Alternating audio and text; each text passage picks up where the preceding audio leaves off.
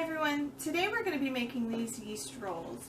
I thought they would be perfect for your Easter table or really for any time of the year. So if you'd like to see how to make them, please stay tuned.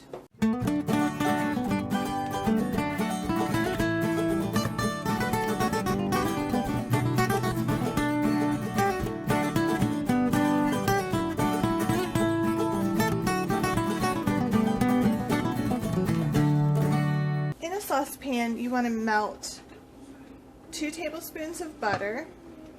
You can use salted or unsalted, whichever one you prefer.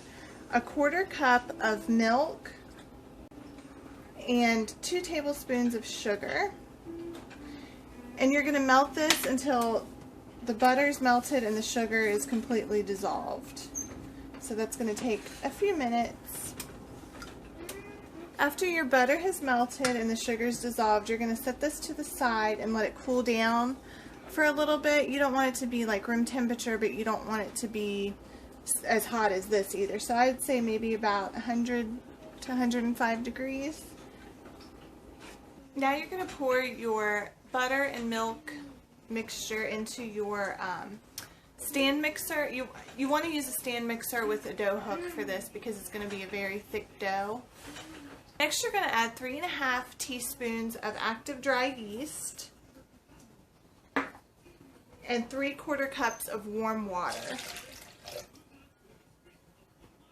And you're going to let this sit here for 5 to 10 minutes or until the yeast is foamy.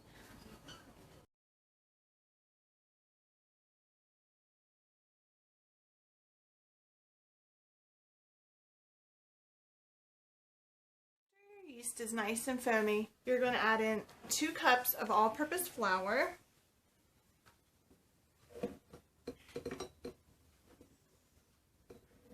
and 1/2 teaspoon of salt, and you're going to mix this with your dough hook for about a minute.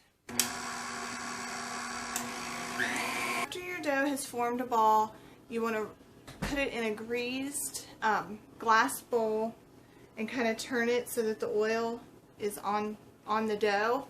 And then we're going to cover it with a clean towel and let it sit for about 15 minutes until it kind of poofs up a little bit. After you've let your dough sit for 15 minutes, you're going to turn it out onto a lightly floured surface. And the dough is going to be a little bit sticky, which is perfectly fine. And I'm just going to eyeball this. If you would like to, you can use a scale. But we're going to divide this into 12 equal pieces.